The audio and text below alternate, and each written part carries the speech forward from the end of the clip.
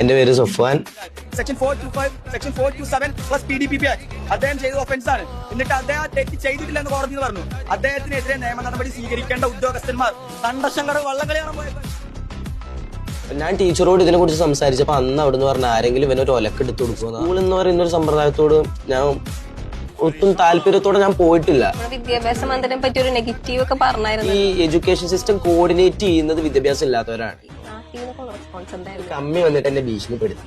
കോടതിയിൽ ഹാജരാക്കിയാലല്ലേ ഈ ജയിലിലേക്ക് എത്തുള്ളൂ, അതിന്റെ മുമ്പ് എന്നെ വരഞ്ഞളഞ്ഞാലോ. 5-6 കൊല്ലത്തോട് കഴിഞ്ഞ് കേസ് റീഓപ്പൺ ചെയ്യുന്നപ്പോ പുള്ളി എന്നോട് പറഞ്ഞത് അതിന്റെ മുമ്പ് തീർത്തളഞ്ഞാലോ എന്നാ.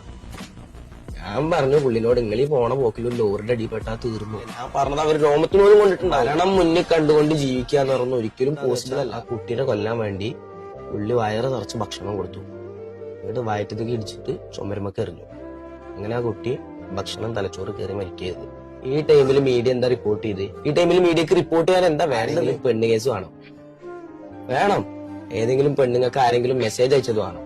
ഇങ്ങനത്തെ പൊളിറ്റിക്കലി വരുന്ന നേതാക്കന്മാരുടെ കേസുകൾ മാത്രം ആ സമയത്ത് മീഡിയ റിപ്പോർട്ട് ചെയ്യുള്ളൂ.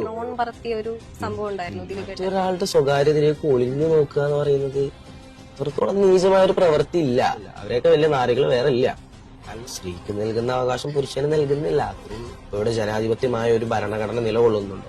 ദൃശ്യം സിനിമ ഇത് കണ്ടിട്ട് ഇതേ മോഡൽ കൊലപാതകങ്ങൾ ഇഷ്ടംപോലെ. ജോസഫ് ഒരു ഇന്റർവ്യൂ പറയുന്നത് കണ്ടിട്ടുണ്ട്. ദൃശ്യം വന്നതിന്റെ ശേഷമാണ് ഫോറൻസിക് ലാബിലൊക്കെ CCTV. അങ്ങനെ ഗവൺമെന്റ് സമ്പ്രദായത്തെ ചിന്തിപ്പിക്കാൻ വേണ്ടി അവിടെ സിനിമ വരേണ്ടി വന്നു. സിനിമക്ക് അത്ര ഇമ്പോർട്ടൻസ് ഇല്ല. മാർക്കോ കണ്ടിട്ട് വയലൻസ് ആവുന്ന കുട്ടികൾ കൽക്കി കണ്ടിട്ട് എന്തുകൊണ്ട് ഇവിടെ മതസൗഹാർദ്ദം പ്രചരിപ്പിക്കും? മാർക്കോ സിനിമ വയലൻസ് ഉണ്ടെന്ന് ഇവിടുത്തെ പല മീഡിയാസും പറഞ്ഞാൽ കണ്ടിട്ടുണ്ട്. കൽക്കി സിനിമയിൽ മതസൗഹാർദ്ദം ഉണ്ടെന്ന് ഒരു മീഡിയ പോലും പറയുന്നത് ഞാൻ കണ്ടിട്ടില്ല. മതത്തിന്റെ പേര് പറഞ്ഞ് ജനങ്ങൾ തമ്മിൽ തല്ലണം. എന്നാലാണ് മീഡിയാസിന് റേറ്റിംഗ് കൂട്ടാൻ പറ്റുള്ളൂ.